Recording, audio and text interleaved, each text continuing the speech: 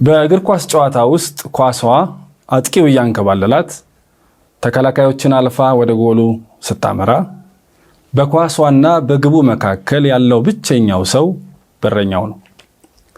ይህ ሰው ከመጋፈጥ ውጪ ምንም አማራጭ የለው። መሸሽን አያስብም፣ መሸሽም አይችልም። በረኛው በአጥቂውና በመረቡ መካከል ያለው ዋናውና ምናልባትም ብቸኛው ሰው ነው። ሰላም ጤና ይስጥልኝ። ቴዎድሮስ ተጫን እባላለሁ። እዚህ አጠገቤ ወንድሜ ዛዲግ ብርሃኑ አለ፣ እንዲሁም ደግሞ አማኑኤል አሰግድ አለ። ዛሬ የተገናኘነው ወንድማችን ዘላለም መንግስቱ ምካቴ ክርስትና በአስተዋጽኦ በሚል ርዕስ የጻፈውን መጽሐፍ በጥቂቱ ለመዳሰስ ነው። ቅድም በመግቢያዬ ዳሰስ እንዳረኩት ከመጽሐፉ ቀንጨብ አድርጌ በዘመናችን ምካቴ ክርስትና በብዙ ቸል የተባለ አገልግሎት እንደሆነ ይታወቃል። ነገር ግን የስተት ትምህርትና ሐሳውያን ወንጌልን ለማጥቃት በከፍተኛ ሁኔታ ሲጣደፉ ብዙዎችንም አልፈው ክርስትናን ሊያስነቅፍ ሊያሰድብ ወደሚችልበት ደረጃ ሲያደርሱት በክርስትናና በንጹህ ወንጌልና በሐሰተኞቹ መካከል ፊት ለፊት ተጋፍጦ የሚቆመው ይህ ምካቴ ክርስትና ወይም ደግሞ ዕቅበተ እምነት አገልግሎት ነው። በዚህ ርዕሰ ጉዳይ ላይ ቸል የተባለው ዕቅበተ እምነት አገልግሎት በሚል ርዕሰ ጉዳይ ከወንድሞቼ ጋር ውይይት እናደርጋለን። እንኳን ደህና መጣችሁ እላለሁ ሁላችሁንም ታዳሚዎቻችን። በቅድሚያ ወንድሜ ዛዲግ ትንሽ ስለ መጽሐፉ ዳሰስ ያደርግልንና እንደ መግቢያ እንዲሆን ከዛ ደግሞ ሐሳቦችን እያነሳን የተወያየን እንቀጥላለን ማለት ነው። አመሰግናለሁ። እሺ፣ ታንኪዩ ቴዲ። ምካቴ ክርስትና በአስተዋጽኦ የሚለው መጽሐፍ ርዕሰ ጉዳይ አድርገን ለመወያየት ተሰብስበናል። ምካቴ ክርስትና በአስተዋጽኦ የሚለው የዘላለም መንግስቱ መጽሐፍ ዋና አንኳር የሆኑ ነገሮችን ለመናገር ያክል ነው። በቅድሚያ ግን ምስጋና ለዘላለም ማቅረብ ፈልጋለሁ። በግሌ ዘላለም በጣም የትጋት ምሳሌ መሆን የሚችል ወጥነት ባለው መልኩ ምካቴ ክርስትናን የሚሰራ ወንድም ነው።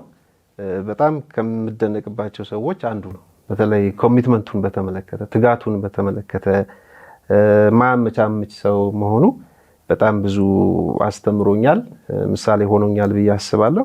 ስለዚህ ዛሬን በዚህ አጋጣሚ ማመስገን ፈልጋለሁ። እንደዚህ አይነት መጽሐፍም ስለጻፈልን በተጨማሪ ላመሰግን ፈልጋለሁ። ምካቴ ክርስትና በአስተዋጽኦ የሚለው የዘሌ መጽሐፍ በ2018 ነው የተጻፈው። የታተመውም በ2018 ነው። መጽሐፉ በሁለት ዋና ክፍሎች ይከፈላል። እነዚህ ሁለት ዋና ክፍሎች ሁለት ምዕራፍ ይይዘዋል። 200 ገጾች አሉት መጽሐፉ። በሮቦት አታሚዎች ነው የታተመው። ዋጋው 400 ብር ይላል። በውጭ ላሉ $20 ይላል። በመጽሐፉ ጀርባ ላይ ተጽፎበታል። የሽፋን ስዕሉን በኤአይ እንደተዘጋጀ ዘሌ ይነግረናል። የሽፋን ስዕሉ በጣም ደስ ይላል። ሰይፍና ጋሻ የያዘ አፍሪካዊ ምናልባትም ኢትዮጵያዊ የሚመስል ሰው ነው። ስለዚህ በትክክል የምካቴ ክርስትናን ስዕላዊ በሆነ መልኩ መግለጽ የሚችል የሽፋን ስዕል ነው። ደስ ይላል። አድዋ ዘማች ይመስላል። ጋሻውን ይዟል፣ ሰይፉን ይዟል፣ ደም የታጠቀ። ስለዚህ በጣም ግራፊካሊ በደንብ ምካቴ ክርስትናን ሊገልጽ የሚችል የሽፋን ስዕል ነው የተጠቀመው ዘሌ። ክፍል 1 2 ምዕራፎች አሉት።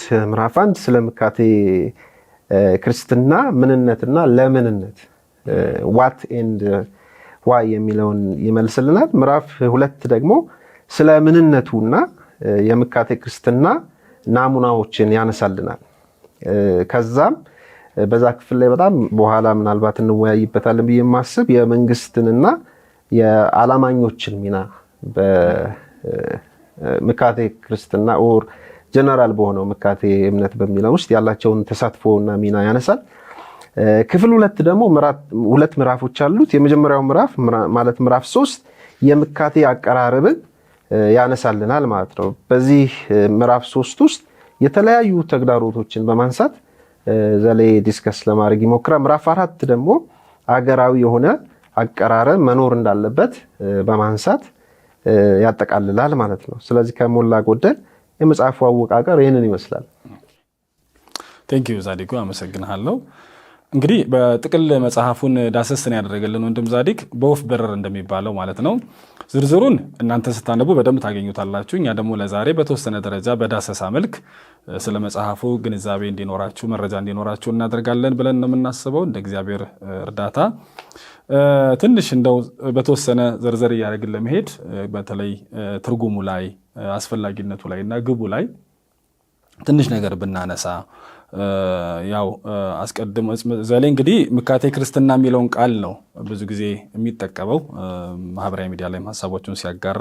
ነገር ግን የተለመደው አቀራረብ ደግሞ ዕቅበተ እምነት የሚለው አቀራረብ ነው ወይም ደግሞ አገላለጽ ነው። በተለይ በእንግሊዝኛው አፖሎጀቲክስ የምንለውን ቃል አቻ ቃል ሆኖ የሚቀርበው ብዙ ጊዜ ዕቅበተ እምነት ነውና ዘሌ ምካቴ ክርስትና ብሎ ያቀርበዋል። እንዴት አያችሁት? እሱን ጥቂት በሱ ላይ እናንሳና ትርጉሙን እንዲሁም ደግሞ አስፈላጊነቱ እንዳሰስ አድርገን እናልፋለን። እሺ መልካም። እኔም ልክ ዛዲግ እንዳደረገው ዘሌም ማመስገን ፈልጋለሁ። በጣም በትጋቱም በኮንሲስተንሲውም ዘላቂ በሆነ መንገድ አድምቶ በመስራት ዘላለም ለብዙዎቻችን አብነት በመሆን የሚታወቅ ወንድም ነው እና መጽሐፍትንም ደግሞ ካለበት ከስራም ከተለያዩ ጫናዎችም ጋር ሆኖ በተደጋጋሚ የሚለግሰን የሚሰጠን ወንድም ነውና በተለይ ዕቅበተ እምነት ላይ መስራት ለሚፈልግ ሰው ወይንም ልክ በዚህ መጽሐፉ እንደሚል ሁሉም አማኝ ዕቅበተ እምነት ወይንም የምካቴ ክርስትና ዋቢ መሆን አለበት እንደሚለው ለሱ ጥሩ ማስታጠቂያ የሚሆኑ ነገሮችን በተለያየ ጊዜ በመስጠት እንግዲህ ያልሰነፈ በጣም ጎብዞ የሚያጎብዝ ሰው ነው፣ ወንድምም ነው እና ከሱ መጀመር በጣም አስፈላጊ ይመስለኛል። ቅድም ዛዲግ የተወሰነ ሪቪው ለማድረግ እንደሞከረው መጽሐፉ ላይ ቀጥታ ወደ ርዕሰ ጉዳዩ ሊል ወደ ፈለገው ከመግባቱ በፊት መጽሐፉ የሚያነሳው ከትርጓሜ ይጀምራል። ምንድነው ራሱ እያደረግን ያለ ነው፣ ምን ብለን ነው የምንጠራው ከሚል ይጀምራል። ዕቅበተ እምነት እንበለው ምካቴ ክርስትና እንበለው፣ እንደውም ድሮ የሚጠራው ሽፋኑም ላይ አለ ሀልዮተ እምነት እንበለው ምን እንበለው ከሚል ይጀምራል። እነዚህን ነገሮች ያብራራል። ሲያብራራ እሱ ኢንቴንሽናሊ ፈልጉት እና ደግሞ ምክንያታዊ በሆነ መንገድ ምካቴ ክርስትና የሚለውን ይጠቀማል። ይሄንን የሚጠቀምበት ምክንያት አንደኛ በአዲስ ኪዳን ራሱ አፖሎጀቲክስ ይሄ አፖሎጊያ የሚለው ቃል ቅዱሳት መጽሐፍት ውስጥ በተለይ አዲስ ኪዳን ላይ ከዋለበት አገልግሎት እንደ ስምም እንደ ግስም እንደዋለ ያነሳና እሱ ከዋለበት አገልግሎት ተነስተን ሐሳቡን ስንመለከት እምነትን ማቀብ ብቻ ሳይሆን ያለው ትርጓሜ የሰፋ እና የጠለቀ ስለሆነ ምካቴ ክርስትና የሚለውን ብንጠቀም ብዙ የሚያስኬድ ወይንም ሐሳቡ የተሸከመውን ነገር የሚገልጽ ነው በማለት ይጀምራል። ምካቴ ክርስትና ሲል የሆኑ ሰዎች አገልግሎት በማድረግ አይደለም፣ የሆኑ ሰዎች ደግሞ ስራ በማድረግ አይደለም። ሁሉም አማኝ ኢንቮልቭድ የሚሆንበት፣ ሁሉም አማኝ አንድ ጊዜ የተቀበለውን እምነት የሚጠብቅበት፣ የሚከላከልበት፣ አስፈላጊ ደግሞ ሲሆን የሚያጠቃበት እንደሆነ ይነግረናል። አይ ቲንክ ቅድምም ስታነሱት ስዕሉ ላይ ጋሻ ብቻ አይደለም አይደል ያዘው፣ ሰይፍም ይዟል። አታክም ያደርጋል፣ ይከላከለዋልም፣ ይመክታልም። የተለያዩ ጥቃቶች ሲሰነዘሩ ክርስትናው ላይ እምነቱ ላይ በኢየሱስ ክርስቶስ ሞትና ትንሣኤ የተቀበለው ትልቁ መዳን ላይ የተለያዩ ጥቃቶች ሲሰነዘሩ ይመክታል፣ ጋሻ አለው። አዘሴም ታይም ደግሞ ልክ ጳውሎስ እንደሚለው አእምሮን ሁሉ ለመማረክ ደግሞ አታክ ማድረግ ይጀምራል። እውነቱን የእግዚአብሔርን መገለጥ በኢየሱስ ክርስቶስ በኩል እግዚአብሔር እውን ያደረገውን የኢየሱስን ጌትነት እሱን ደግሞ ለመንገር የሚተጋ ተገዳዳሪ እውነቶችን፣ ተገዳዳሪ እምነቶችን፣ ተገዳዳሪ ፍልስፍናዎችን በክርስቶስ ጌትነት ስር ለማስቀመጥ የሚተጋ አገልግሎት እንደሆነ በደንብ ይነግረናል። ስለዚህ ምካቴ ክርስትና የሚለውን ቃል ነው የሚመርጠው ወንድም ዘላለም በመጽሐፉ። ኢንቴንሽናል ነው፣ ተፈልጎ ነው። ምካቴ ክርስትናን ክርስትናን ከመመከት ክርስትናን ከመከላከል ደግሞ እንደ አስፈላጊነቱ እየሄዱ አታክም ከማድረግ ወይንም ፖለሚክ ከሚለው ጋር አብሮ የሚሄድ እንደሆነ በደንብ ይነግረናል ማለት ነው። እና ስፔሲፊክ ነው። ምካቴ ሲል ዕቅበተ ሲል አሁን ሁሉንም እምነቶች ዕቅበተ እምነት ሊኖራቸው ይችላል። የአማንያንም ዕቅበተ እምነት ሊኖራቸው ይችላል። ግን ምካቴ ክርስትና ስንል ስፔሲፊክ ነው። ድርጊቱ ይታወቃል፣ ዓላማው ይታወቃል የሚለውን በአግባቡ ይሰጠናል። ከመጽሐፉ የማግኘት እንችላለን። ዛዲጎ ምናልባት የምትጨምረው ሐሳብ ካለ? አማን ላይ የምጨምረው ነገር ምንድነው? በመጽሐፉ 3 ቃላቶችን ዘላለም ያነሳል። ከ3ቱ አንዱን ነው የሚመርጠው። ሀልወተ እምነት፣ ዕቅበተ እምነትና ምካቴ ክርስትና የሚሉትን ያነሳና ምካቴ ክርስትና የሚለውን የመረጠበትን ምክንያት ሲያስረዳ ዕቅበተ እምነት የተለመደ ቃል ቢሆንም ግን ጠበብ ባለ መልኩ ነው የምካቴ ክርስትናን አገልግሎት የሚይዘው ይልና አንድ ወሳኝ የሆነ ልዩነቶችን ለማስቀመጥ ይሞክራል በሁለቱ መካከል ማለት ነው። ያም ምንድነው? ይሄ ዕቅበተ እምነት የሚለው ቃል ታሳቢ አድርጎ እንጂ በክርስትና ላይ የተቃጡ ጥቃቶችን ታሳቢ በማድረግ እንጂ ሪል እንዳሉ አድርጎ የሚከላከል አይነት አፕሮች አይደለም። ምካቴ የሚለው ቃል ግን አሲዩም የሚያደርገው በደም አሲዩም የሚያደርገው አክቹዋል በሆነ መንገድ የተቃጡ ጥቃቶች አሉ። ስለዚህ ወይም የዘለኝ ቃል ብጠቀም ወረራ አለ ይላል። ስለዚህ ክርስትና ላይ ከፍተኛ የሆነ ወረራ ስላለ እነሱን አክቹዋል የሆኑ ወረራዎችን ታሳቢ በማድረግ የቃሉ አጠቃቀም የተሻለ የሚሆነው ምካቴ የሚለው ነው የሚል ነገር ያነሳልና ምካቴ ክርስትና የሚለውን ቃል የተጠቀመበት ምክንያት ይሄ ነው። እንዲያውም በመጽሐፉ በጣም ጎላ ብሎ ያገኘሁትን የመጽሐፉን ካነበብኩት በኋላ ከፍተኛ ትኩረት የሚሰጠው ዘላይ ለወረራዎቹ ነው። ከፍተኛ ወረራ እንዳለ በጣም አትኩሮት እንደሚሰጥ ለመረዳትም ሞክሬያለሁ በዛው። ያ እንግዲህ በተመለከተ አገልግሎት ላይ እንደሚያገለግል ሰው ሁለታችሁ ዛዲጎም አማኑ ብዙ አመት ብዙ ጊዜ በማህበራዊ ሚዲያም በልዩ ልዩ መንገድም እዚህ ላይ እንደሰራ ሰው እስከዛሬ ስትጠቀሙ የነበረው ዕቅበተ እምነት የሚለውን ቃል ነው። የተለመደውን ቃል እሱ ነው። ምናልባት ተመልካቾችም አሁን እያዩ ምካቴ ክርስትና ራሱ ምንድነው? አንዱ እንደውም መጽሐፉን አየና በክርስትና መመካት ማለት ነው ወይ የሚሉላ በዚህ ደረጃ ቃሉ ለብዙዎች እንግዳ ነው። በዘሌ ቋንቋ ውስጥ የተለመደ ቢሆን ማህበራዊ ሚዲያ ላይ ቃሉ ግን ለብዙዎች እንግዳ ነውና እናንተ እንዴት አያችሁ? ትመርጡታላችሁ ወይስ እንዴት አያችሁት? ዕቅበተ እምነት ከሚለው አንፃር አይ ቲንክ በመጽሐፉ አንዱ ፕሬዘንት የተደረገው እና አፒሊንግም ሆኖ የቀረበው እስከዛሬ ስንጠቀም ከነበረው የዕቅበተ እምነት ከሚለው ይሄንኛው የተሻለ ነው። ከመመከት ጋር ከመከላከል ጋር ሙግትን ከማቅረብ ጋር የዘሌ አካሄድ በጣም አሳማኝ ይመስላል። ምክንያቱም አንደኛ አገልግሎቱን በጣም ስፔሲፊክ የሚያደርግ ነው። ስራውን እንግዲህ አገልግሎት ላይ ይሄ ስፔሲፊክ ሲሆን ኳንቲፋይብል ይሄ በቃ ይሄን ነው የሚያደርገው ሲሆን አንደኛ ፎከስድ ለመሆን በደንብ ስራን ለመስራት የሚመች አመች ሁኔታን ይፈጥራል። አይ ቲንክ ዘሌም የመረጠው ከዛ በመነሳት ነው አንዱ። ሁለተኛ ደግሞ አዲስ ኪዳን ላይ ቃሉ ከዋለበት አግባብን በመነሳት ነው።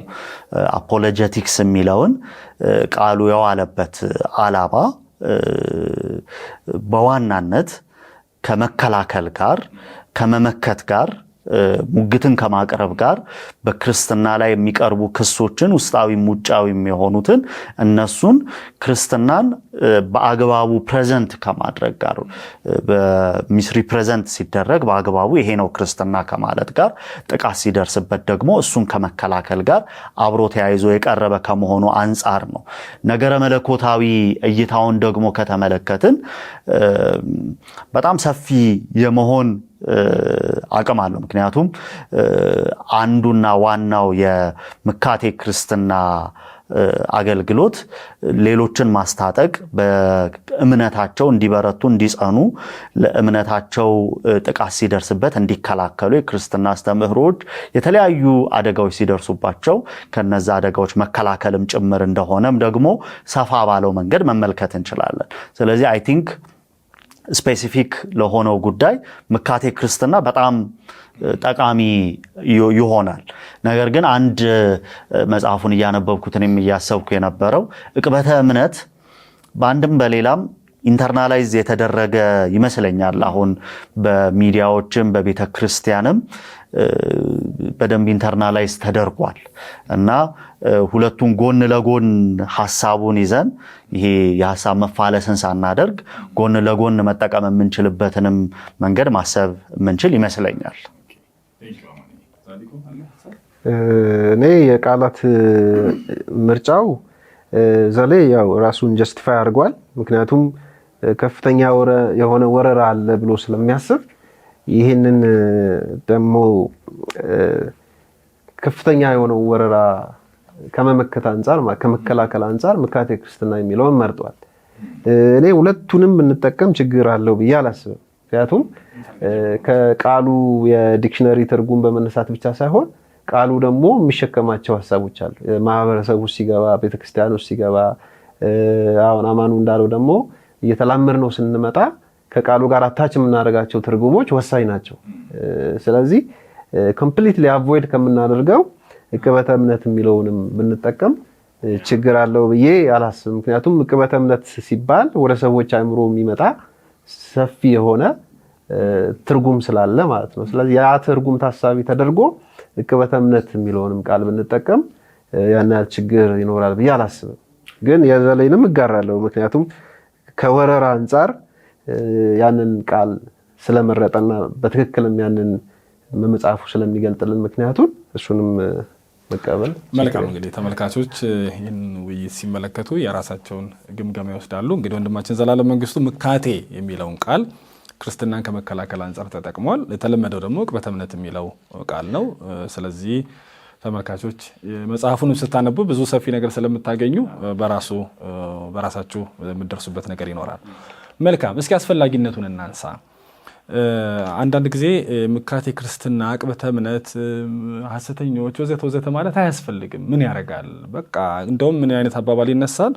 እግዚአብሔር እኮ ጠበቃ የለውም፣ እግዚአብሔር ምስክር ነው ያለው እንጂ ጠበቃ የለውም። እኛ የተጠራ ነው ለመመስከር ነው። በቃ ዝም ብለን ኢየሱስ ያድናል እያል መመስከር ነው ያለብን እንጂ የገሌ ሐሰተኛ ነው፣ ገሌ እንትን ነው፣ በዚህ ጋር ጠላት መጣ፣ በዚህ ጋር ስተት ገባ ወዘተ እያላችሁ አታድክሙን። ዝም ብለን እኛ መቼ የፍቅሩን ወንጌል ሰብከን ጨረስንና መቼ ወንጌል ሲጀመር መቼ ወንጌል ተሰበከና የሚሉ አሉ እና አስፈላጊነቱን የሚያጣጥሉ ልክ እንደ እንቅፋት የሚቆጥሩት ማህበራዊ ሚዲያ ላይም ሲጻፍ እንደዚህ መጽሐፍ ሲጻፍ በልዩ ልዩ መንገድም ሲነሳ እንደ ወንጌልን እንደ መጎተት የማዳኑን ስራ እንደ ማደናቀፍ አድርገው የሚወስዱም አሉና ስለ አስፈላጊነቱ ምን ትላላችሁ? መጽሐፉም ያነሳውን ሐሳብ ጠቆም አድርገን ስለ አስፈላጊነቱ ምን ትላላችሁ?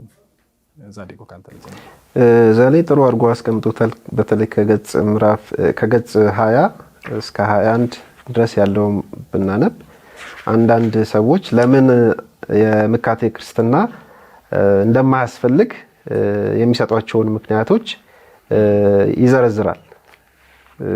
ከነዛ ምክንያቶች አንዱ እና ዋነኛው መጽሐፍ ቅዱስ ሊመከትለት አይፈልግም፣ እግዚአብሔር ጠበቃ አያስፈልገውም፣ ራሱን ዲፌንድ ማድረግ የሚችል ነው የሚል ሐሳብ ያነሳሉ። አንዳንዶች ደግሞ የሰዎችን መሰረታዊ ጥያቄ የሚመልስ አይደለም ማለት ይሄ አርጊውመንት ዊን ማድረግ ነው የሚሻለው ወይስ ሰዎችን ማዳን? ስለዚህ ሁለቱን ስለሚያቃርኑ አስፈላጊነቱ አይታያቸው የምካቴ ክርስትና አገልግሎት ማለት ነው። እንደ አገልግሎትም አይታይም። ሲጀመር ተከራካሪዎች የመከራከር ሱስ ያለባቸው ሰዎች ዊኒንግ አርጊውመንት ብቻ ያደርጉታል ማለት ነው። እና አንዳንዶቹ ደግሞ ምናልባት ክርስትናን እምነት ወደ ራሽናሊዝም ይወስደዋል፣ ይሄ አእምሮአዊ ብቻ ያደርገዋል የሚል አይነት ነገር ማለት ነው። ስለዚህ ምካቴ ክርስትና ሌላ ስፍራ ስለሚሰጠው ሌላ ትርጉም ስለሚሰጠው ማለት ነው። ብቻ ብዙ ምክንያቶች አሉ። ገጽ 20 እና 21 ላይም ዘሌ ዘርዘር አድርጓቸዋል። ግን መጽሐፍ ቅዱስ ግን ምን ይላል ብለን ስንል በጋራ የምንሰራው በግል የምንሰራው የሁላችንም ኃላፊነት እንደሆነ መጽሐፍ ቅዱስ አጽንኦት ሰጥቶ ይነግረናል ማለት ነው። የምንሰራበት መንገድ ሊለያይ ይችላል። በአካዳሚክስ ውስጥ ሊሰራ ይችላል። መጋቢዎችና ቤተክርስቲያን መሪዎች ሊሰሩት ይችላሉ። እንደገና ደግሞ እያንዳንዱ አማኝ ሊሰራው የሚችለው ስራ ነው። ግን መጽሐፍ ቅዱስ ትእዛዝ እንደሆነ ነው የሚያስቀምጥልን። እንዲያውም ዘሌ ወደ 13 መጽሐፍ ቅዱስ ክፍሎችን ጠቅሶ ለማስረዳት ይሞክራል። ቃሉ በመጽሐፍ ቅዱስ ውስጥ በዝርዝር ጥቅም ላይ እንደዋለ ማለት ነው። ስለዚህ ወደንም ጠላንም መጽሐፍ ቅዱሳዊ ትእዛዝ ስለሆነ አስፈላጊነቱን አጽንኦት ሰጥተን ማለፍ ነው ያለብን እንጂ ለክርክርም የሚበቃ አይደለም። የቤተክርስቲያንን ታሪክንም ስናይ ግድ ነው የሚያደርገው። እንዲያውም የኦርቶዶክስ የተባለው የሂስቶሪካል ክርስቲያኒቲ የራሱን ቀጭን መስመር አስምሮ የራሱን መንገድ በደንብ እያደራጀ የመጣበትን ታሪክ ብናየው በጣም ትልቅ ሚና የነበረው የምካቴ ክርስትና አገልግሎት ነው። ስለዚህ ያንን መንገዱን ያጠራለት የቅበተ እምነት ወይንም የምካቴ ክርስትና አገልግሎት ነው። ስለዚህ አንደኛው ምክንያታችን መጽሐፍ ቅዱሳዊ ስለሆነ ነው። ዛሬ ይሄንንም ይነግረናል ገጽ 21 ጀምሮ ማለት ነው። ሌላ ደግሞ በክርስትና ላይ ከፍተኛ የሆነ ወረራ አለ። ስለዚህ እጅ የማያሰጥ ቁጭ የማያስብል በጣም ረፍት የሚነሳ በጣም ሴንሲቲቭ የምትሆንለት ነገር ደግሞ አለ። ሌላ ምክንያቶች አሉን ማለት ነው። ስለዚህ እነዛ ምክንያቶች ገፊ ምክንያቶች ከውስጥም ከውጭም ሊሆን ይችላል ምካቴ ክርስትና አገልግሎትን አስፈላጊ ወይም ደግሞ የግድ ያደርጉታል ማለት ነው። ስለዚህ በጣም ኢምፖርታንት ነው፣ አስፈላጊ ነው፣ መኖር አለበት። ምናልባት ብዙዎች ችግር እንዳለ የማይሰማቸው ይመስለኛል። የዚህን አገልግሎት አስፈላጊነት የማይረዱ ሰዎች ችግሩን እንደ ችግር አልቆጠሩትም። ምንም ሰላም ነው ብሎ የማሰብ አይነት ነገር አለ። ምክንያቱም ኮንፈረንሱ ይካሄዳል፣ በየሜዳው ኮንሰርት አለ፣ የመዝሙር ድግሱ አለ፣ ሰዎች እየዳኑ ነው፣ በቃ ሁሉ ሰላም ነው የማለትና በዚህ ሰላማችንና ታደፍርሱብን እገሌ ሐሰተኛ ነው ስትል ሾክ የሚያደርጉት ለዛ ነውና ችግሩን እንደ ችግርም አለማየት ይመስለኛል። አማኑ ምን ትላለህ? ልክ ነው። ጆን ስቶት ይመስሉኛል ካልተሳሳትኩ፣ እርግጠኛ አይደለሁም፣ ግን ክርስትናን ከአስተምህሮቶቹ አንዱን ሰበዝ ነክቶ ክርስትና እንዳለ መሆን አይችልም ይላሉ። ከመሰረታዊ አስተምህሮቶቹ መሰረታዊ እሳቢዎቹ አንዱ ገመድ አንዱ ስር ተስቦ ሌላው ቤቱ እንዳለ መቆም አይችልም፣ ምክንያቱም ፋውንዴሽኑ ስለተነካ ይላሉ። ክርስትናን እንግዲህ ከመጀመሪያው ክፍለ ዘመን ጀምሮ ሐዋርያቱም ሲጽፉ እንደምንመለከተው ክርስትና አጥቂዎች አሉት። አይ ቲንክ ይሁዳ ሾላኮች የሚላቸው ሾልከው የሚገቡ አሉ። የምናያቸው ነገሮች በየአጥቢያ ቤተክርስቲያኖቻችን ሰላም ሊመስሉን የሚችሉ ነገሮች ቢኖሩም ግን ክርስትና አንደኛ የእግዚአብሔር ሐሳብ ስለሆነ፣ ሁለተኛ ጠላት ደግሞ የሚተኛ ስላልሆነ በተለያየ መንገድ ይሄንን የእግዚአብሔርን መንግስት እግዚአብሔር በልጁ በኢየሱስ ክርስቶስ ሞትና ትንሣኤ የመሰረተውን ያጸናውን ይሄንን መንግስት ለመረበሽ የእግዚአብሔርን ውጥን ለማስቆም እና ሰዎችን ከዚህ ከእግዚአብሔር ሕዝብነት ለማውጣት ጠላት ድሮም ይተጋል፣ እየተጋም ነበር በታሪክ አሁንም ይተጋል። ስለዚህ በተለያዩ የአዲስ ኪዳን መጽሐፍት ውስጥ እንደምናገኘው ይህንን ትምህርት የክርስቶስን ትምህርት ለመበረዝ የቅዱሳን ማህበር ውስጥ የእግዚአብሔር ሕዝብ ውስጥ ሾልከው የሚገቡ ነበሩ። እነዛን ሾልከው የሚገቡትን ሰዎች በቃ ችግር የለውም መንፈስ ወርዷል፣ ቤተክርስቲያን ተመስርታለች፣ ዝም እንበላቸው ሲል አንመለከትም። ለምሳሌ ይሁዳ እንደውም አንድ ጊዜ ስለተሰጣችሁ መዳን እንድትጋደሉ ይላቸዋል።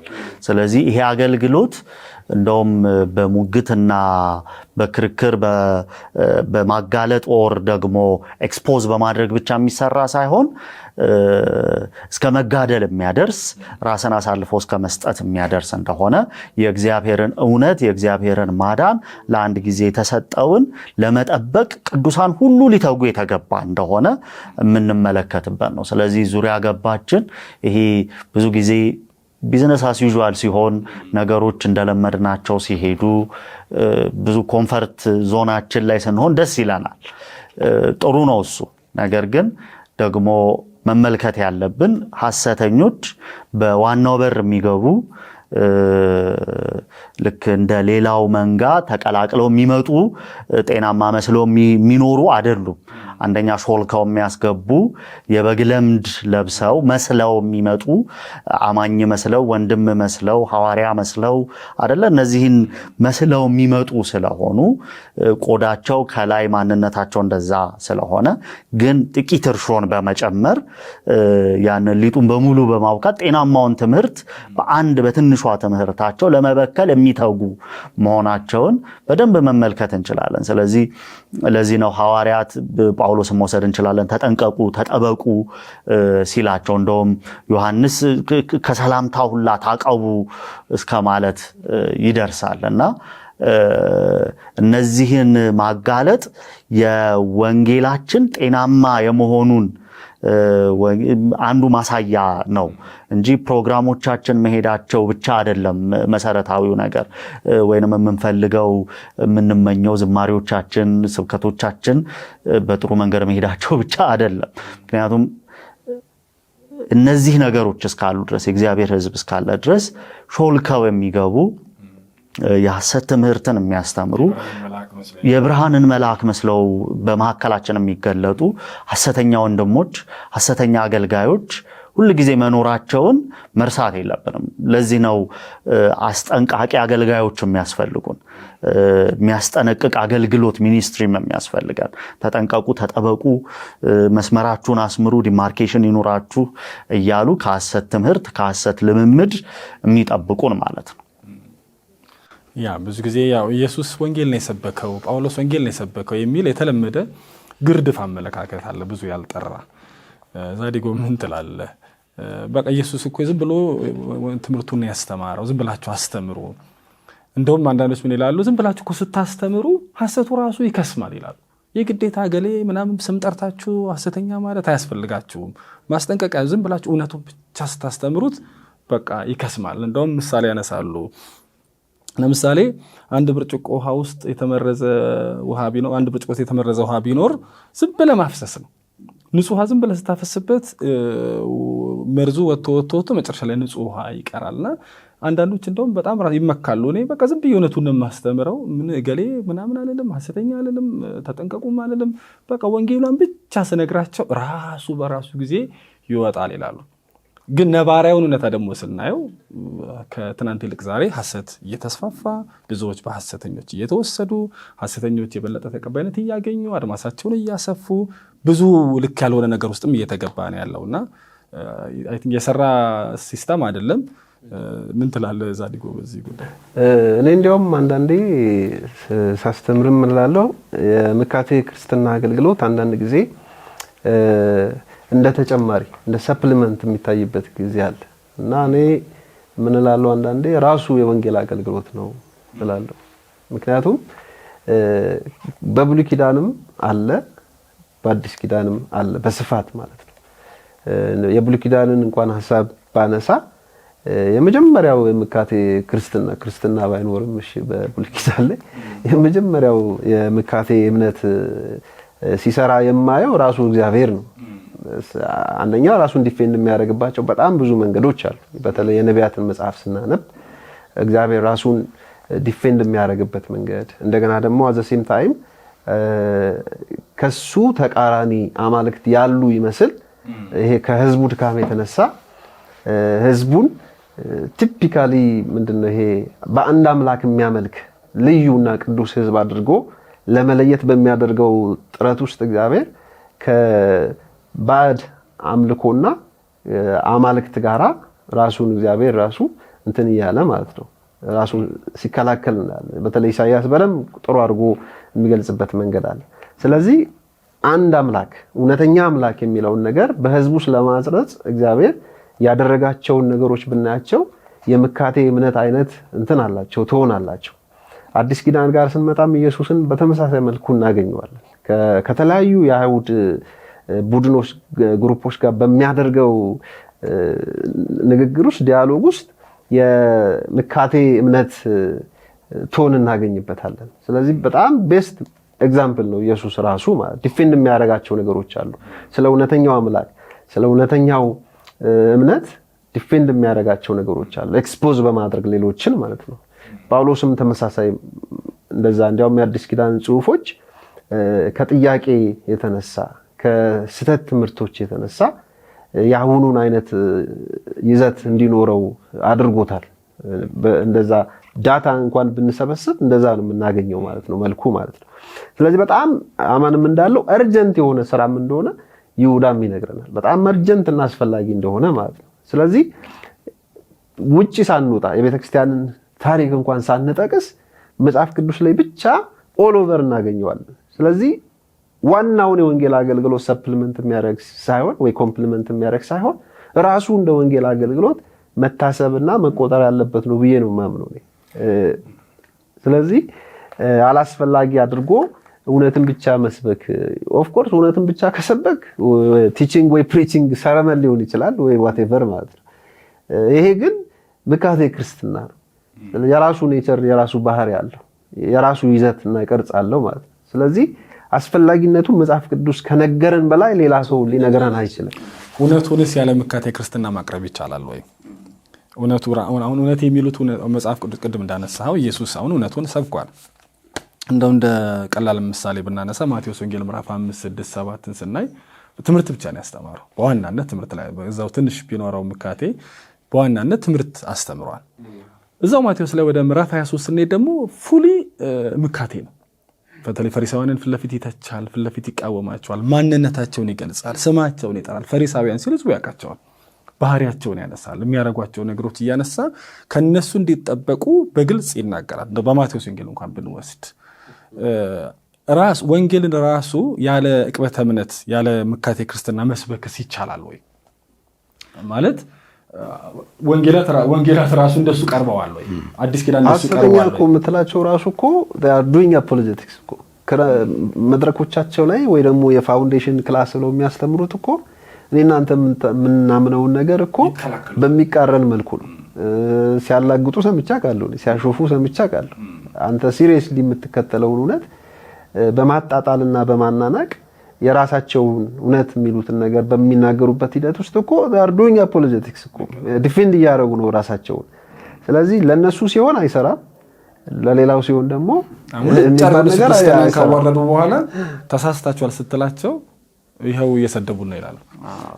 እኔ ምናልባት የአዲስ ኪዳን መልእክታትን ስንመለከት የአዲስ ኪዳን መጽሐፍትን ስንመለከት አንድ የምንመለከተው ነገር በተለይ ሐዋርያቱ ለተለያዩ አብያተ ክርስቲያናት ሲጽፉ እነዛ አብያተ ክርስቲያናት ያሉባቸውን ችግር የከበቧቸውን ነገሮች ያለፉበት ያለውን መከራ የሚመለከቱትን ያክል ደግሞ የገጠሟቸውን ተግዳሮቶች የአስተምህሮ የልምምድ ተግዳሮቶችን በአግባቡ ተመልክተው ያንን አድሬስ የሚያደርግን መልእክት ይናገራሉ።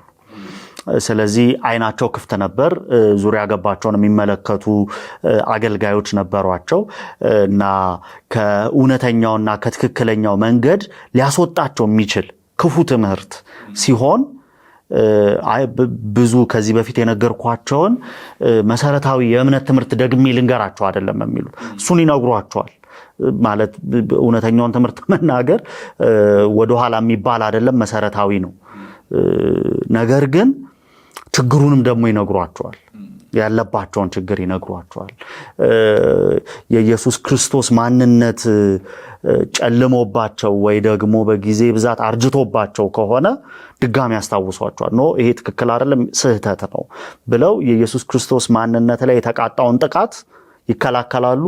በተመሳሳይ ደግሞ ያንን የተቃጣውን ጥቃት በማስወገድ ትክክለኛው እንዲህ አልነበሩ የተባባል ነው ብለው ትክክለኛውን ትምህርት ይናገራሉ። ስለዚህ አዲስ ኪዳናዊ ትምህርት አይ ቲንክ ዘሊም በመጽሐፉ እያለን ያለው ጥቃት ሲደርስበት ውጫዊም ሆነ ውስጣዊ ጥቃቶች ሲደርሱበት ክርስትና የሚቀበለው የሚሸከመው እንዳለ ሆኖ ነገር ግን ትምህርት ሲሆን ክርስትና አርፎ በቃ ትክክለኛውን ላስተምር ብሎ ብቻ የሚቀመጥ እንዳልሆነ ቅዱሳት መጽሐፍ ምስክሮቻችን ናቸው። ታሪክ ምስክራችን ነው። አለበለዚያ የኢየሱስ ክርስቶስን ማንነት አሁን በምናውቀው ደረጃ ላናውቅ እንችል ነበረ። ትክክለኛውን ብቻ እናስተምር ቢባል አሪዮስ ኢየሱስ ክርስቶስን ከአምላክነት ሲያሳንስ ወይንም አምላክ አይደለም ሲል አይ ትክክለኛውን በቃ እናስተምር ብለው እሱም ቢዘጉት ኖሮ ታሪክም እንደሚነግረን ማለት ነውና ትክክለኛ የሆነ ነገረ ክርስቶስ ትክክለኛ የሆነ ክርስቶሳዊ እሳቢያችን እምነታችን አምልኳችን ሰንካላ ሊሆን ይችል ነበር ማለት ነው። ስለዚህ ታሪክም የሚነግረን ቅዱሳት መጻሕፍትም የሚመሰክሩልን በቃ እውነቱን ብቻ እንናገር ሌላው አያስፈልግም ማለት ይችላል ብሎ ማሰብ ይከብዳል። ምክንያቱም እነዚህ ሰበቦች የቅዱሳት መጻሕፍት ተማሪዎች ሰበቦች አይደሉም። እነዚህ ሰበቦች ራስን አንደኛ ከኃላፊነት ማሸሻ ሰበቦች ናቸው። ላልበቃው አንዳንዶቹ መድረክ አለማጣትም ነው። ሁሉ መድረክ እንደዚህ የሚሉ ሰዎች ብዙ ጊዜ እንደው ይቅርታ አቋረጥኩ ብዙ መድረክ የሚረግጡ ፌመስ የሚባሉ እንደ ፊገር የምንወስዳቸው ሰባኪዎች ናቸው ብዙ ጊዜ የሚሉትና ሁሉም መድረክ ላይ መቆም ይፈልጋሉ። ከማንም ጋር መጣላት አይፈልጉም። ለምን የሚቆሙባቸው መድረኮች አንዳንዶቹ የሐሳቢያን ናቸው ወይ ደግሞ የሐሳቢያን መረማመጃዎች ናቸው፣ ብሪጆች ናቸው።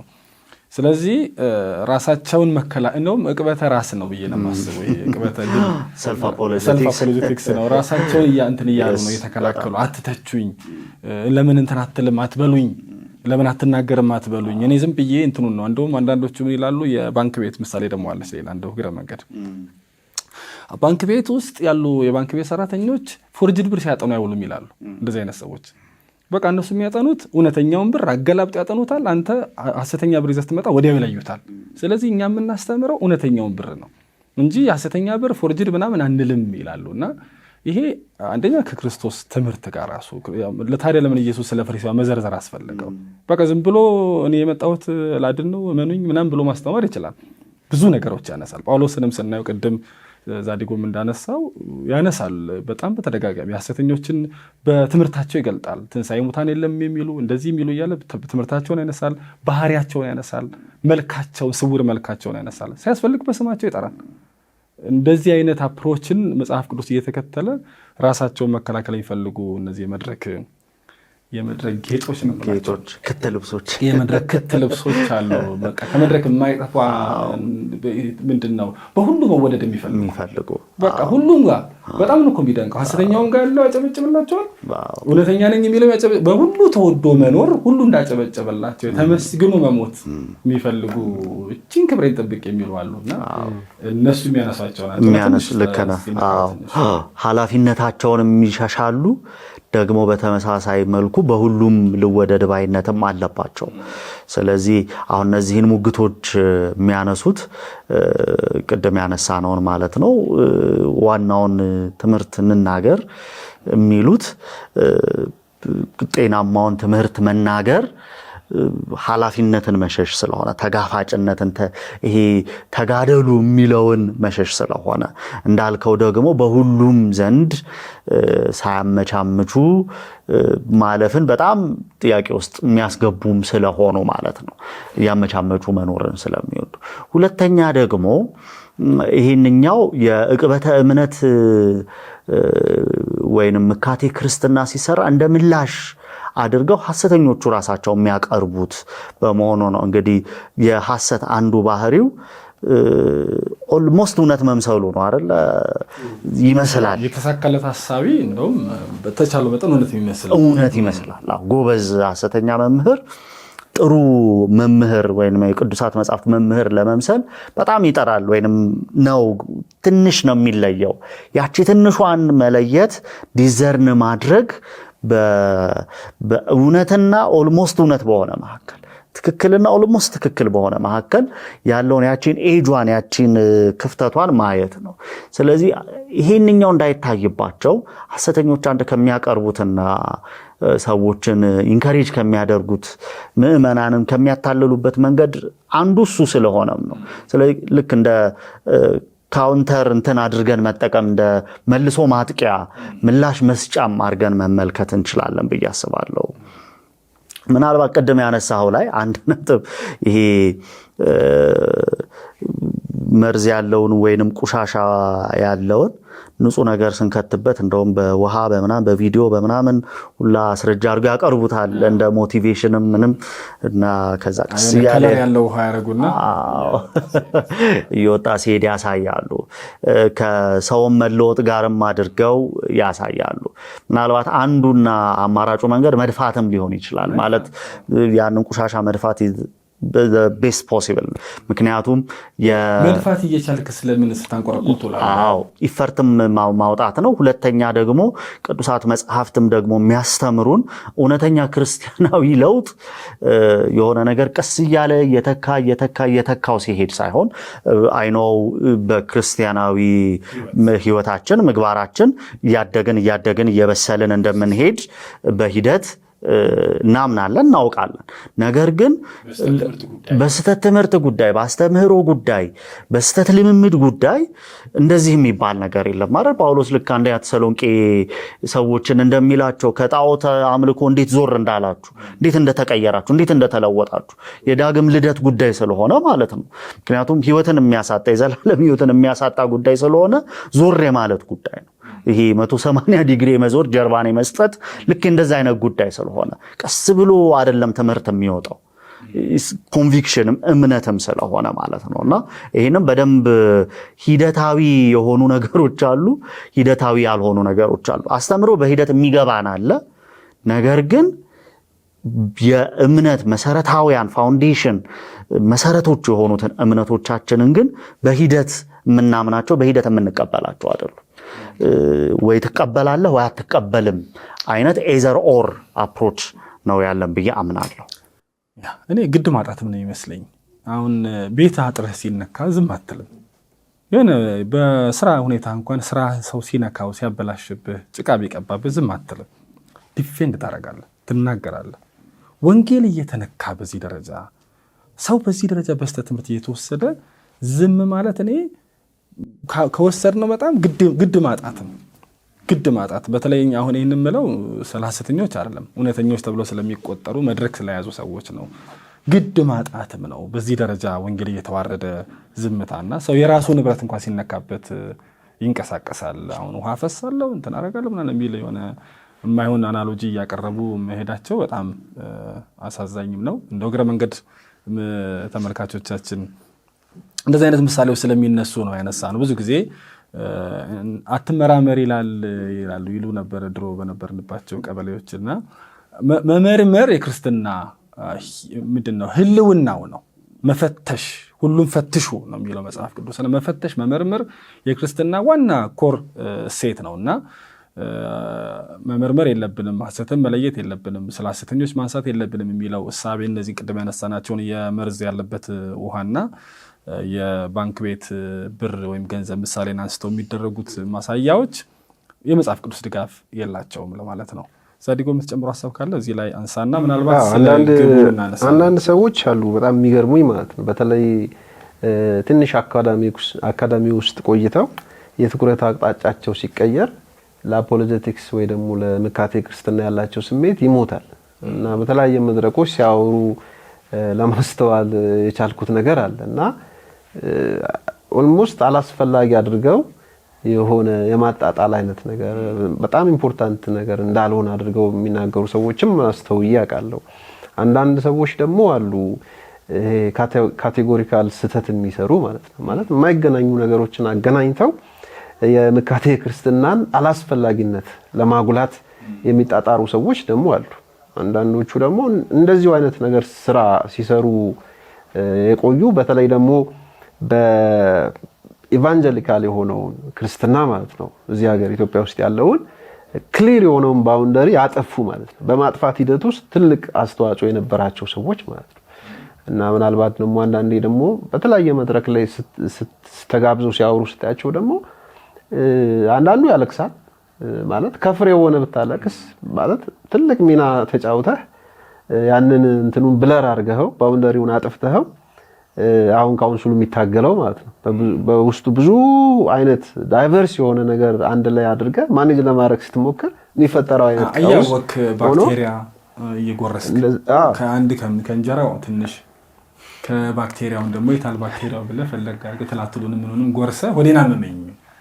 እንደማለት ነው። እንደዛ አይነት ስህተት የሰሩ ሰዎች አሉ። እኔ በግሌ ስህተት ሰርተዋል ብዬ አስባለሁ እና ከፍሬ ሆነው ቢያስለቅሱም ምንም አንዳንዴ እንደው ምንድነው ዝም ብሎ ጉባኤ ማድመቅ ነው ወይ ያዙት ማለት ነቢያትን በመቃወም ሐሰተኞችን በመቃወም ምናምን ከዛ ደግሞ ተረሰዋለህ ማለት ነው እና you don't mean it ማለት ነው ሪል አይደለም ማለት ነው አንተ ጋር ያለው። ስለዚህ እነዚህ አይነት ነገሮች አሉ እኛ ሀገር ማለት ነውና የመለዘብ ነገር በቃ ፍቅር ከማጣት ጋር ባይዘው በኋላ እናወራው ይሆናልና የምካቴ ክርስትናን ያክል እንደውም የፍቅር አገልግሎት ያለ አይመስለኝም ማለት አውት ኦፍ ላቭ የምትሰራው ስራ ነው በማስበው ማለት ነው። ምክንያቱም ሰዎችን ለማዳን ስለሆነ ስናት ዊኒንግ አርጊመንት ግን ሰዎችን ለማዳን ተብሎ የሚሰራ ትልቅ ላቋርጥና ጥያቄው ልጨምርልህ። ግቡን ነው እያነሳን ያለ ነው አሁን የዕቅበተ እምነት ወይም ደግሞ የምካቴ ክርስትና ግብ ዘሌ ያነሳል። እንደውም አንድ ማትስሊክ የሚባል ሰው ያነሳል ገጽ 12 ላይ ያነሳና እንደመካች ይላል እንደመካች ያንተ ስራ ጥያቄዎችና ተቃውሞችን ወይም ተግዳሮቶችን እንደሚመልስ ሰው በመሆን ወይም በመመለስ ወደ ክርስቶስ ማመልከት ነው ይላል። የመካች ወይም ደግሞ የአቃቢ ስራ ጥያቄዎችን እነዚህ እንቅፋቶችን እሾኮችን እንደውም ያነሳል እሾኮችን አሜኬላዎችን ተግዳሮቶችን እንቅፋቶችን በማስወገድ ወደ በሩ ወደ ክርስቶስ ሰዎች እንዲመለከቱ ማገዝ ነው። የድነት ስራ ነው ወደ ድነት መምራት። ምክንያቱም የስህተት ትምህርት ዋና ስራው ቅድም እንዳነሳው ሰውን መመለስ ነው፣ ከእውነት መመለስ ነው፣ ከወንጌል መመለስ ነው፣ ክርስትናን እንዳይረዳ ማለት ስለ ክርስትና የተዛባ መረጃ እንዲኖረው ማድረግ ነው። አሁን ብዙ ያልዳኑ ሰዎችን በዙሪያችን ብንመለከት መሰረታዊ ችግራቸው ስለ ክርስትና ያላቸው የተሳሳተ መረዳት ነው፣ የገባ ልዩ ልዩ አስተምህሮ ነውና ሰው እንዳይገባ እንደሚያደርገው ሁሉ ከዚህም ሊያስወጣውም ደግሞ ይችላልና የዕቅበተ እምነት ወይም ደግሞ የምካቴ ክርስትና ግብ ምን መሆን አለበት? ቅድም ካነሳው ጋር ዛሬ ገጽ 161 ላይ 4 ግቦችን ያስቀምጥልናል። አንደኛ በክርስትና ላይ የሚቃጡ ጥቃቶችን መመከት ነው ይላል። ሁለተኛ ደግሞ ለማያምኑ ሰዎች ጥያቄዎቻቸውን መመለስ ነው ይላል። ሶስተኛ ስህተትን አውቀው እንዲነቅፉና እውነትን አውቀው ደግሞ ማቀፍ እንዲችሉ ለማድረግ ነው ይላል። አራተኛ ደግሞ ሰዎችን ወደ ክርስቶስ ለመመለስ የሚደረግ ጥረት ነው የምካቴ ክርስትና ማለት። የዘሌሊ ለመጨመር አንደኛ የዲፌንሲቭ የምንለው ማለት የምካቴ ክርስትና አይነት አለ። እሱም በክርስትና ላይ የሚነሱ ኦብጀክሽኖች አሉ። ከተለያየ አቅጣጫ የሚመጣ ኦብጀክሽን አለ። ከፍልስፍና ሊሆን ይችላል፣ ከአዘር ሪሊጅንስ ሊሆን ይችላል። ከተለያዩ አቅጣጫዎች የሚመጡ ኦብጀክሽኖች አሉ። እነሱን መመለስ አለብን። እነሱን ለመመለስ ደግሞ እፊት የሚቆመው አገልግሎት ቢኖር የምካቴ ክርስትና። ሌላኛው ደግሞ ኦፌንሲቭ ምናልባት ዘሌ ወራሪ እምነት የሚለው ወይም ፖለሚክስ ብሎ የተረጎመው ማለት ነው። እሱ ደግሞ ክርስትና የተመሰረተባቸው በጣም ኮር የሆኑ ዶክትሪኖች አሉ። ለምሳሌ ሪዘሬክሽን ሊሆን ይችላል፣ መጽሐፍ ቅዱስ ሊሆን ይችላል፣ የእግዚአብሔር መኖር ሊሆን ይችላል። እነዚህ ላይ የሚነሱ እንትኖች አሉ፣ ሪጀክሽኖች አሉ ወይም ክህደቶች አሉ። እነዚህን በተመለከተ ደግሞ ኦፌንሲቭ ትሆናለህ ማለት ነው፣ ምላሽ ትሰጣለህ ለነዚህ ማለት ነው። ሌላኛው ደግሞ ከወንጌል ጋር ተያይዞ የሚነሳው ልክ ጳውሎስ እንደሚያደርገው ማለት ነው። ጳውሎስ ወደ አንድ ከተማ ሲገባ ወይ ወደ አንድ ምኩራብ ሲገባ ሰዎችን ወደ ክርስቶስ ለማምጣት በሚያደርገው ጥረት ውስጥ ይሄ ኢንተሌክቹዋል የሆኑ እንቅፋቶችን አቮይድ ለማድረግ ይሞክራል በሚያደርጋቸው ነገሮች ማለት ነው። ሰዎችን ወደ ክርስቶስ ዘወር ማድረግ የኛ ኃላፊነት አይደለም። የኛ ኃላፊነት መናገር ነው። መናገር ብቻ ሳይሆን ምካቴያዊ በሆነ መንገድ ደግሞ የሰዎች ክርስትናን ወይ ደግሞ የኢየሱስ ክርስቶስን አዳኝነት እንዳያዩ የከለከላቸው ነገር አለ። እነዛን ኦብስታክሎች ማስወገድ ከሚችል ቤስት አገልግሎት የምካቴ ክርስትና አንዱ ነው ብዬ አስባለሁ። ሌላኛው ደግሞ የአማኞችን ሕይወት ማጽናት ማለት ነው። ጳውሎስ ፊልጵስዩስ ምዕራፍ 1 ላይ ይላል በማጽናትና መመከት ብሎ ሁለት ነገሮችን እና በአማኞች መካከል ብዥታዎች ይፈጠራሉ። እምነትን በተመለከተ ጥያቄ ይፈጠርባቸዋል። ምክንያቱም የተለያየ ቦታ ውለው ሊመጡ ይችላሉ እና በዛ ሂውማን ኢንተራክሽን ውስጥ የሚፈጠርባቸው ብዥታ ሊኖር ይችላል እምነታቸውን በተመለከተ። ስለዚህ ያንን ብዥታ በማጥራት እውነተኛውን ነገር በማጽናት ክርስቲያኑ የስ እንዲሉ ቦልድ እንዲሆን ኮንፊደንት እንዲኖራቸው ለማድረግ ከሚያስችል በጣም ቀዳሚ አገልግሎት የምካቴ ክርስትና ነው ብዬ አስባለሁ። ሌላኛው ደውና የመጨረሻ መጨመር ፈልገው ሌሎች ሃይማኖቶች ጋር ይሄ ኮምፓራቲቭ የሆነ ነገር አለ አይደለ? ለምሳሌ ኤክስፖዝ ማድረግ ለምሳሌ አንድን እምነት ከክርስትና አንፃር ዲስከስ በማድረግ ትክክለኛ እንዳልሆነ ርቱ እንዳልሆነ ኤክስፖዝ ማድረግ ለምሳሌ ኦንሊ ጂሰስ ሊሆን ይችላል፣ ኢስላም ሊሆን ይችላል። ኮምፓራቲቭሊ ትክክል እንዳለው ይሄ ከካንተም ባውንደሪ ወጥተህ ማለት ነው ወደ ሌላ ነገር ውስጥ ገብተህ የምትሰራው ስራ ምናልባት ኦፌንሲቭ የሆነ ነገር ሊሆን ይችላልና ግን አጽንኦት መስጠት የምፈልገው የምካቴ ክርስትና አገልግሎት ለክርስቶስ ያለንን ፍቅር ለሰዎችም ያለንን ፍቅር የምናሳይበት ምርጥ አሬና ነው፣ ምርጥ አገልግሎት ነው ብዬ አስባለሁ። ወደ ገደል እየገባ ያለን ሰው ገደል እየገባ እንደሆነ ያየህ ነው ያየኸው ዝም ብትለው ከዛ ዝም ካልኩ በኋላ ምን ነው ስትበላይ በጣም ስለምወደው ላሰናክለው አልፈለኩም ትላለህ። አሁን ብጎትተው አሁን ለምሳሌ ወደ ገደል እየገባ ያለ ሰው ሄደ ለማዳን ስትሄድ ማንኛውን ነገር ነው የምታረገው። ጆሮኑ ላልትዘው ትችላለህ። ማንኛውን ነገር ያገኘውን ነገር ነው የምትይዘው ለማዳን ስለሆነ እንደሱ ከምታገለውና ከምጎዳው በጣም ስለምወደው ዝም አልኩት እንደማለት ነው ይመስለኛል። ችግሩ እኮ ገደል እየገባ አይደለም፣ ገነት ውስጥ ያለ ነው። ገነት ውስጥ ያለን ሰው ምን ብለህ ነው አሁን እነሱ የሚሉን እኮ ይሄንን አገልግሎት የሚያጣጥሉ ሰዎች በቃ እኛ አንድ አይነት ነን፣ በቃ አንድ አይነት እምነት ነው ያለንና ምን አድርጉ ነው የምትሉን? ማንን ማን ያቀባል? ማንን ማን ይከላከላል?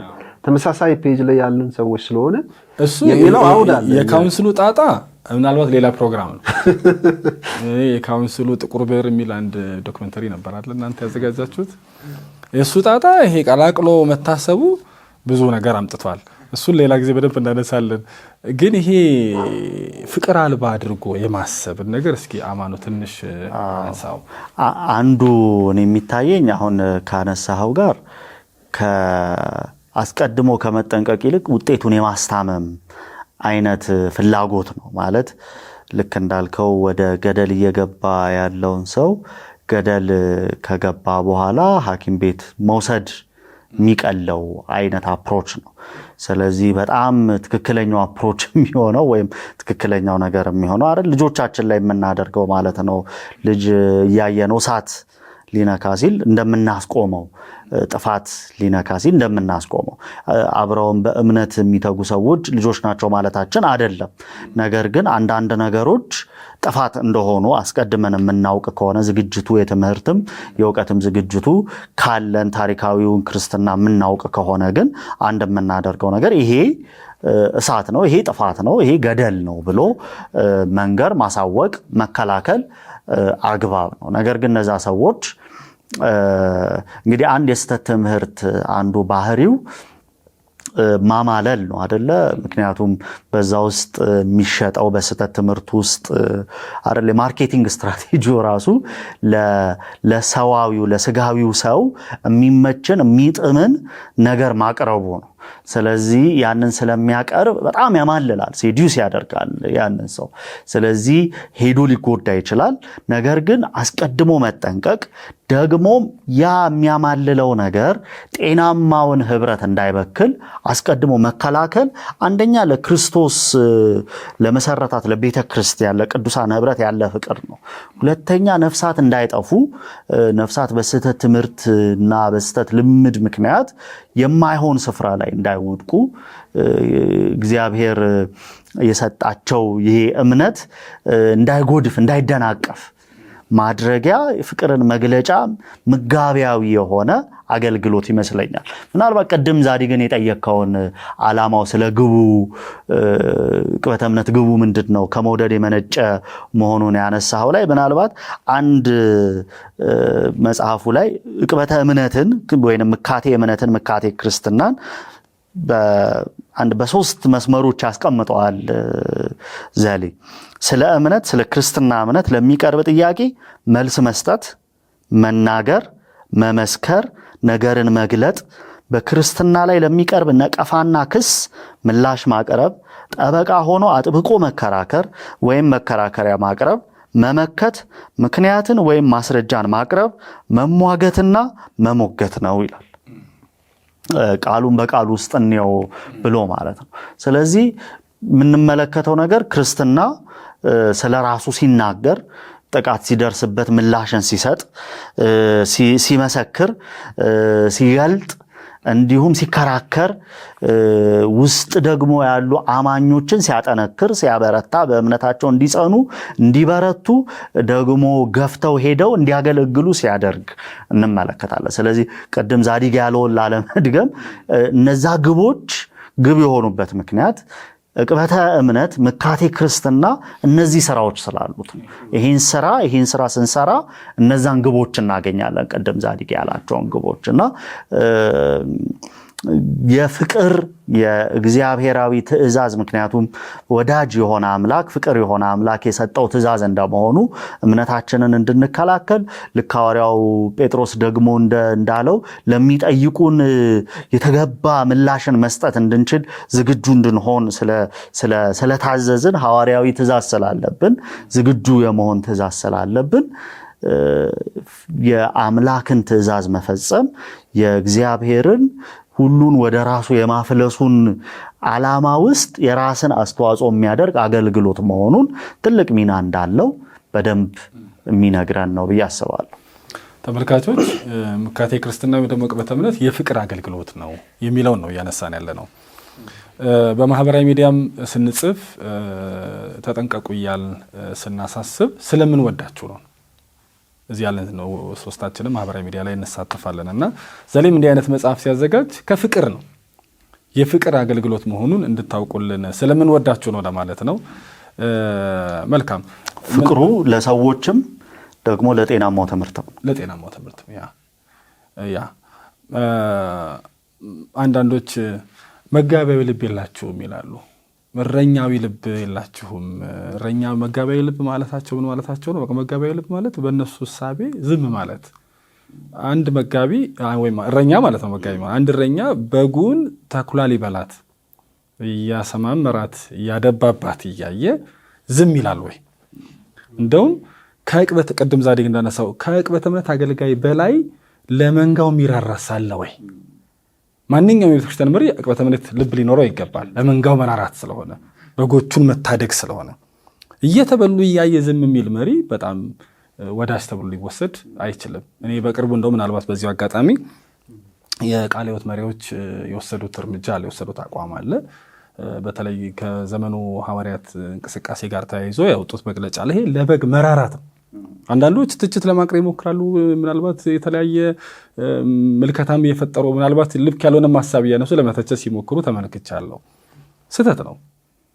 የቃለ ሕይወት አባላትም ምዕመናንም መረዳት ያለባቸው ነው ብዬ አስባለሁ። አንድ መሪ አንድ እረኛ በጎቹን ተኩላ ሊበላቸው እያየ ዝም ካለ ይወዳቸዋል ማለት አይቻልም። ተመለሱ ማለት ተስተካከሉ ማለት ሐሰት በዚህ ጋር አለ ታቀቡ ማለት የፍቅር ማሳያ ነው። እንደው ይሄን አጽንኦት ለመስጠት ነው።